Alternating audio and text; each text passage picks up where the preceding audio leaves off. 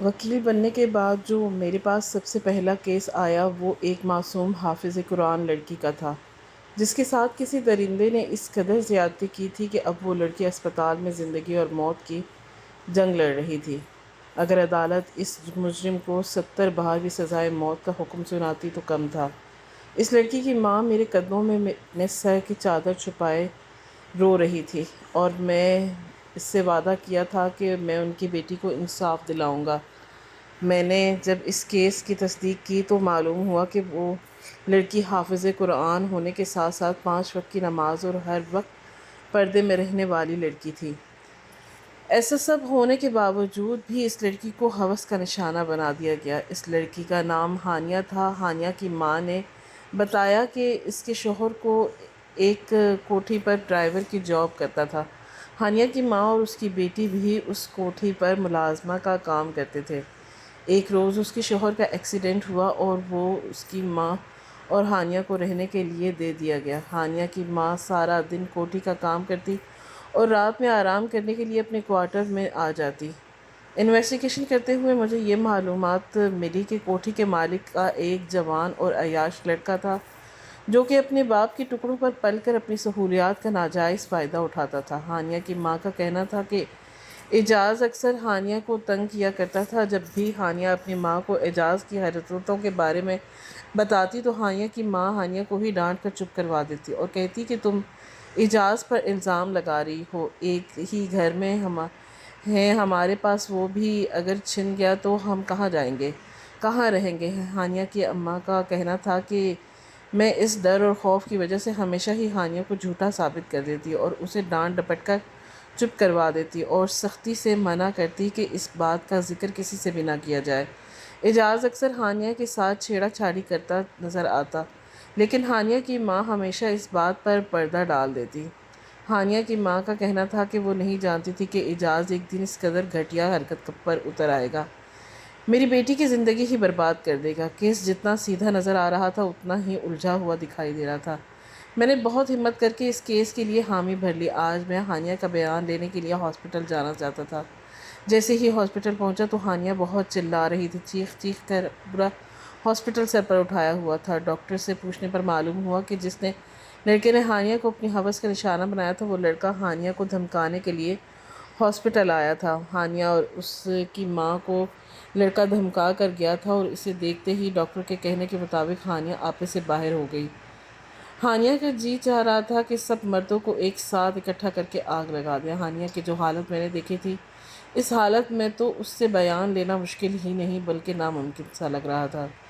ہانیہ کی بوڑھی ماں ہانیہ کی حالت دیکھ کر بہت زیادہ رو رہی تھی اور میرے آگے ہاتھ جوڑ کر التجا کرنے لگی کہ کسی طرح سے میری بیٹی کو انصاف دلا دو۔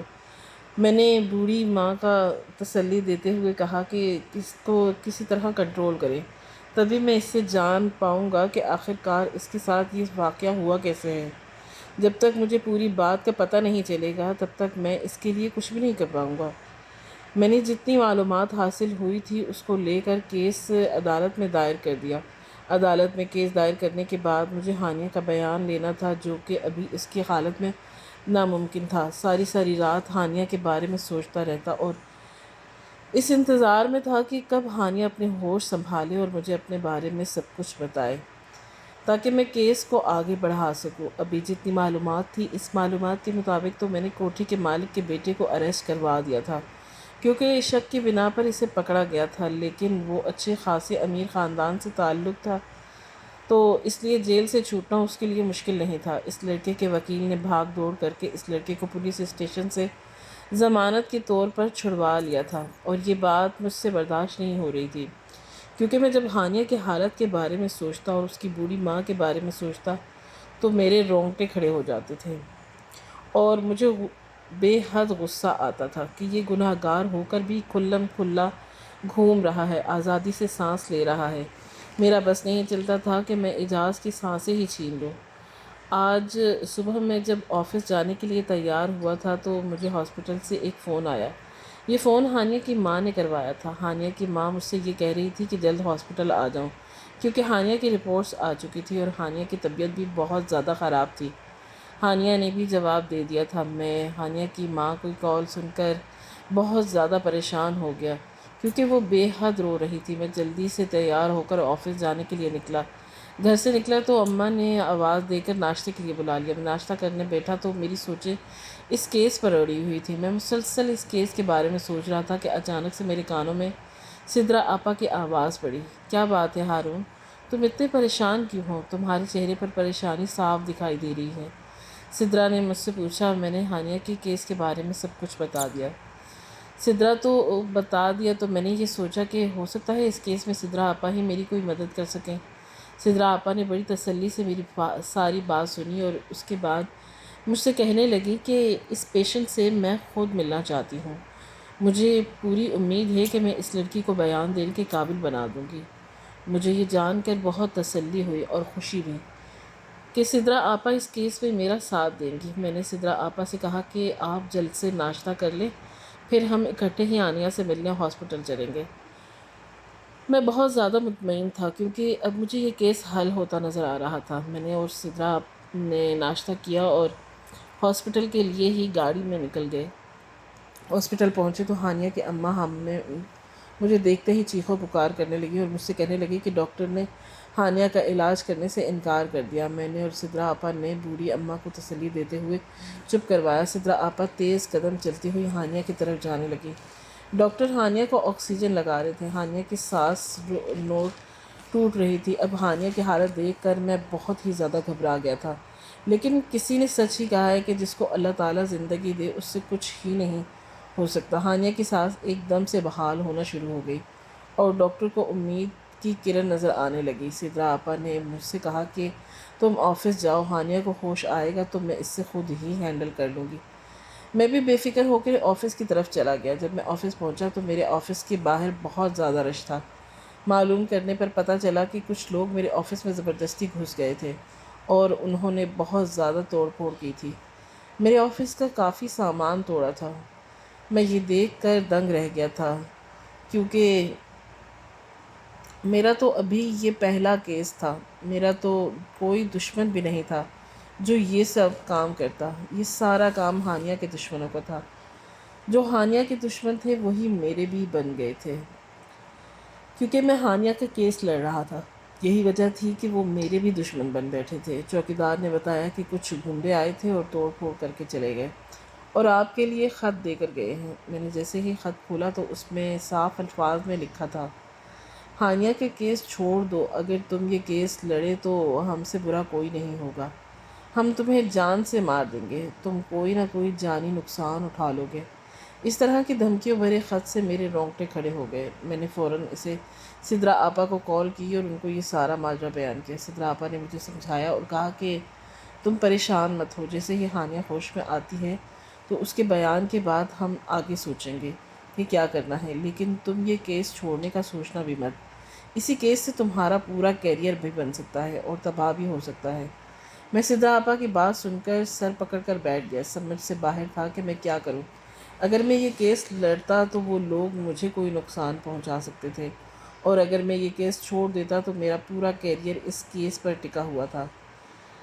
میں اپنا پہلا ہی کیس ہار جاتا تو دوبارہ کوئی مجھ پر بھروسہ نہ کرتا اور مجھے اپنا کوئی کیس نہ دیتا۔ یہ سوچیں مجھے لے بیٹھی تھی۔ سارا دن انہی سوچوں میں گزر گیا۔ شام ہونے کو آئی تو مجھے سدرا آپا کا فون آیا۔ وہ مجھے بتا رہی تھی کہ ہانیہ کو ہوش آ گیا ہے اور میں نے ہانیہ سے بات کرنے کی کوشش بھی کی ہے کیونکہ میں ایک لڑکی ہوں اور مجھے دیکھ کر وہ سہمی یا گھبرائی نہیں تھی۔ مجھے پوری امید ہے کہ کچھ دیر میں وہ مجھے سب کچھ بآسانی بتا دے گی۔ میں سدرا آپا کی بات سن کر بہت خوش ہوا۔ مجھے ایک امید کی کرن نظر آنے لگی کہ اب میرا کام آسان ہو جائے گا۔ میرے لیے اس کیس میں جتنی بھی مشکلات آ رہی تھیں وہ سب آسان اور حل ہونے نظر آ رہی تھی۔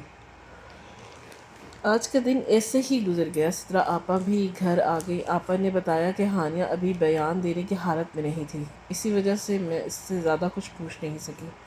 اب کل جاؤں گی تو اس سے پوری معلومات حاصل کرنے کی کوشش کروں گی۔ اس معاملے کو حل کرنے کے لیے تو 2-4 دن تو لگ ہی جائیں گے۔ میں نے سدرا آپا سے کہا کہ چاہے 1 ہفتہ لگ جائے لیکن میری ہانیہ کے ساتھ بات کروا دیں بس۔ صبح ہوئی تو آپا پھر سے میرے ساتھ ہاسپٹل چلی گئی۔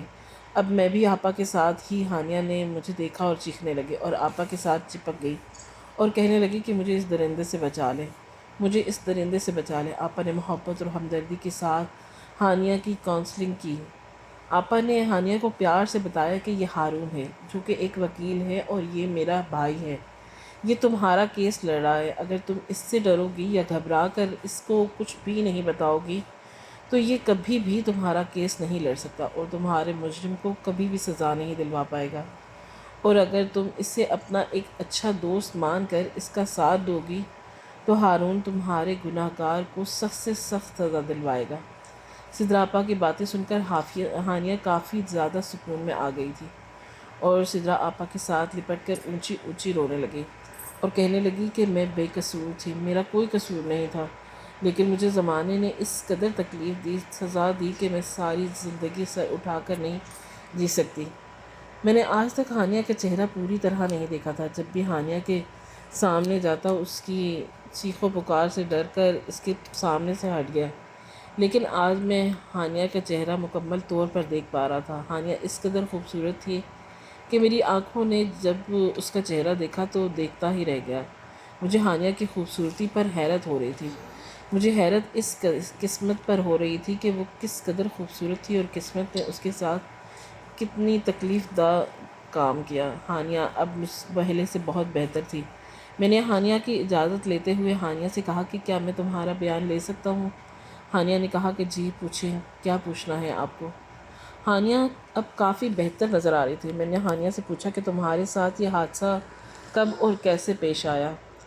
جیسے ہی میں نے ہانیہ سے یہ سوال کیا تو ہانیہ کے چہرے پر بہت ہی زیادہ خوف اور ہراس نظر آنے لگا۔ میں نے ہانیہ کو تسلی دیتے ہوئے کہا کہ دیکھو ہانیہ، اگر تم مجھے سب کچھ ٹھیک سے یاد کر کے نہیں بتاؤ گی تو میں کبھی بھی تمہاری مدد نہیں کر پاؤں گا۔ اپنے لیے اور میرے لیے مشکلیں اور مت بڑھاؤ، بہتر یہی ہے کہ مجھے سب کچھ یاد کر کے سچ سچ اور اچھے طریقے سے بتا دو تاکہ میں تمہارے کیس کو آگے بڑھانے میں کامیاب ہو سکوں۔ ہانیہ نے مجھے بتایا کہ ہانیہ کے ساتھ جس دن یہ واقعہ ہوا اس دن ہانیہ گھر میں اکیلی تھی۔ ہانیہ کوٹھی کا کام کر رہی تھی کہ اچانک سے کسی نے ہانیہ کو پیچھے سے دھکا دیا۔ ہانیہ کے مطابق جس دن یہ واقعہ پیش آیا اس دن ہانیہ گھر میں اکیلی تھی، پھر اس کو دھکا کس نے دیا؟ یہ بات سوچنے والی تھی۔ میں نے ہانیہ سے کہا کہ یاد کرو کہ تمہیں دھکا کس نے دیا۔ وہ اپنے دماغ پر زور ڈالنے لگی لیکن اسے کچھ بھی یاد نہیں آ رہا تھا اور بے حد تکلیف میں تھی، اور دوبارہ اس واقعے کو یاد کرنا اس کے لیے کسی اذیت سے کم نہ تھا۔ میں نے ہانیہ کو آرام کرنے کے لیے کہا۔ ہانیہ آرام کرنے کے لیے چلی گئی اور میں سوچنے لگا کہ آخر کار گھر میں اور کون تھا۔ میں نے ہانیہ کی ماں کو بلا کر اس سے معلومات لینے کی کوشش کی۔ ہانیہ کی ماں نے مجھے بتایا کہ جس دن ہانیہ کے ساتھ یہ واقعہ پیش آیا اس دن میں بڑی بیگم صاحبہ کے ساتھ ساز و سامان لینے مارکیٹ گئی ہوئی تھی اور اعجاز بابا بھی گھر پر نہیں تھے اور نہ ہی کوئی اور گھر پر تھا۔ ہانیہ اس دن اکیلی ہی تھی، لیکن مجھے شک اعجاز پر ہے کیونکہ اعجاز اکثر ہانیہ سے چھیڑا چھاڑی کیا کرتا تھا۔ اعجاز پر صرف ہانیہ اور اس کی ماں کا شک تھا، اصل میں وہ گناہ گار تھا یا نہیں یہ ابھی تک معلومات نہیں حاصل ہو پائی تھی۔ میں نے پولیس کی مدد سے اعجاز سے معلومات حاصل کرنے کی کوشش کی کہ اعجاز کو جب پولیس اسٹیشن بلوایا گیا تو میں نے اس کے بارے میں ہانیہ کے بارے میں کچھ سوالات کیے۔ اعجاز نے مجھے بتایا کہ ہانیہ شروع سے ہی ہمارے گھر پر کام کرتی تھی اور میں اکثر مذاق سے ہانیہ کو چھیڑا کرتا تھا، میں اسے تنگ کیا کرتا تھا، اس سے زیادہ میرا اس کے ساتھ کسی بھی قسم کا کوئی تعلق نہ تھا، لیکن میری سمجھ سے باہر ہے کہ وہ لڑکی ہمارے ہی ٹکڑوں پر پڑ کر ہماری ہی زندگی برباد کرنے پر کیوں تلی ہوئی ہے۔ میں نے اعجاز کو اس کی سب باتوں کا ایک جواب دیا کہ وہ لڑکی مظلوم ہے اور اس کے ساتھ وہ ظلم ہوا ہے جس ظلم کی بنا پر وہ تم لوگوں کی زندگیاں برباد کرنے پر تلی ہے۔ تم لوگوں نے اس کی زندگی برباد کر دی ہے۔ تمہارے گھر پر یہ واقعہ پیش آیا لیکن تم لوگوں میں سے کسی کو بھی اس بات کا ذرا سا بھی علم نہیں تھا کہ آخر ہانیہ کے ساتھ یہ سب کس نے کیا، اس قدر حیوانی حرکت کس نے کی اس لڑکی کے ساتھ۔ میری یہ باتیں سن کر اعجاز غصے میں آ گیا، مجھ سے کہنے لگا کہ تم اس کیس سے جتنا ہو سکتا ہے دور رہو ورنہ تمہارے لیے اچھا نہیں ہوگا۔ اعجاز پولیس اسٹیشن میں بیٹھ کر ہی مجھے دھمکی دے رہا تھا۔ اس بات سے تو صاف ظاہر ہو رہا تھا کہ وہ بہت بڑی طاقت رکھتا ہے اور مجھے کسی بھی قسم کا نقصان پہنچا سکتا ہے۔ آج صبح جب میں ہاسپٹل گیا تو میں نے جاتے ہی ہانیہ سے ایک ہی سوال کیا کہ مجھے اس بارے میں سب کچھ سچ سچ بتاؤ، کیونکہ مجھے طرح طرح کی دھمکیاں مل رہی ہیں کہ کہیں ایسا نہ ہو کہ تمہارے لیے مجھے یہ کیس لڑنے کی بھاری قیمت ادا کرنی پڑے۔ ہانیہ نے اپنے دماغ پر زور ڈالتے ہوئے مجھے بتایا کہ اس دن وہ گھر پر بالکل اکیلی تھی۔ ہانیہ نے بتایا کہ میں کام میں مصروف تھی، کہ میں کوٹھی کے اوپر والے پورشن میں کام کر رہی تھی کہ اچانک مجھے کسی نے زوردار دھکا دیا اور میں نیچے گر گئی۔ نیچے گرتے ہی میرے سر سے خون بہنے لگا اور میں خون دیکھتے ہی بے ہوش ہو گئی۔ جب میری آنکھ کھلی تو میری آنکھوں پر کالے رنگ کی پٹی بندھی ہوئی تھی اور مجھے بے دردی سے نوچا جا رہا تھا۔ مجھے نہیں معلوم کہ وہ کون تھا اور جس نے مجھے اپنی ہوس کا نشانہ بنایا۔ ایک دفعہ نہیں بلکہ کئی دفعہ میری عزت کو پامال کیا۔ میں چیختی رہی، چلاتی رہی، لیکن میری کسی نے نہ سنی۔ وہ جو کوئی بھی تھا کسی حیوان سے کم نہیں تھا، میری زندگی کو برباد کر کے رکھ دی۔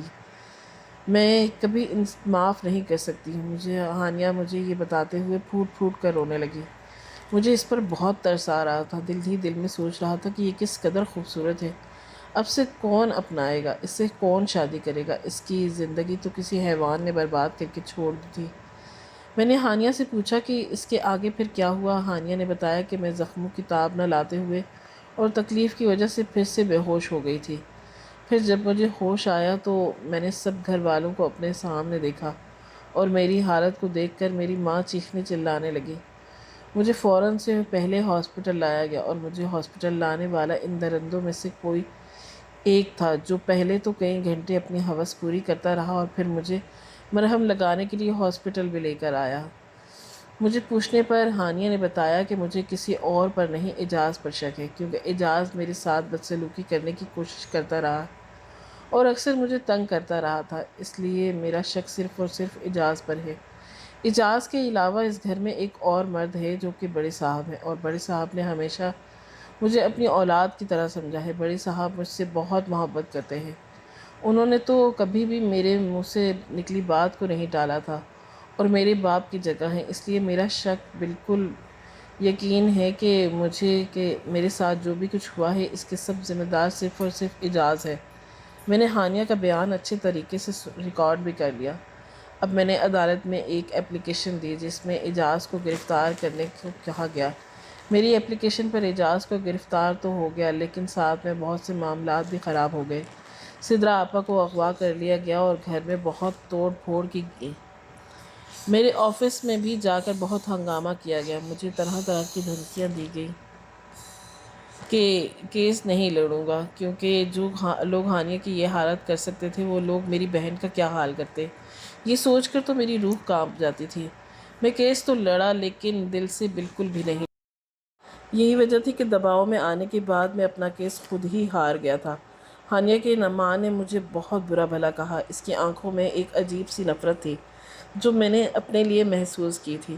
ایسا لگ رہا تھا کہ جیسے مجھ سے وہ کہہ رہی ہو کہ میرا ہر رشتے سے اعتبار اٹھ گیا۔ مجھ سے ہانیہ کی ماں کی سوالیہ نظریں برداشت نہیں ہو رہی تھی۔ میرے کیس کے ہارنے سے سدرا آپا بھی صحیح سلامت گھر لوٹ آئیں۔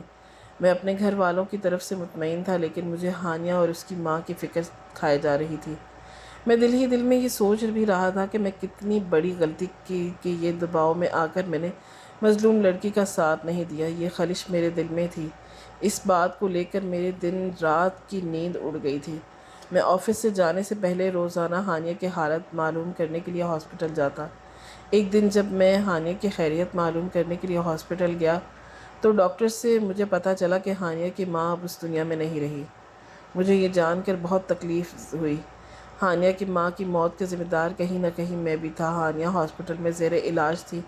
میں روزانہ اس کی خبر گیری کرنے جاتا۔ اس کی خوبصورتی مجھے بھا گئی تھی اور دل میں کچھ خلش بھی تھی کہ کہیں نہ کہیں میں بھی اس کا گنہگار ہوں۔